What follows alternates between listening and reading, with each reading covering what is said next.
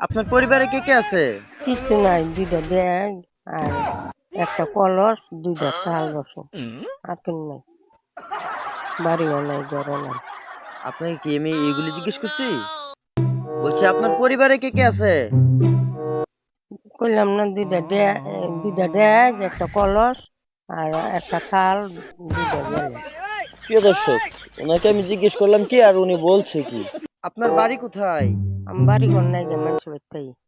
ও, আপনি মানুষের বাড়িতে থাকেন? হ্যাঁ হ্যাঁ। বাড়ি ঘর নেই? না, ও, বৈশাখ মাস বলতে কি বুঝেন? ডাঙ্গারা জি? ডাঙ্গারা কি কাটা? দান ধান কাটা? হুম বৈশাখ মাস বলতে আপনি ধান কাটাকে বুঝেন?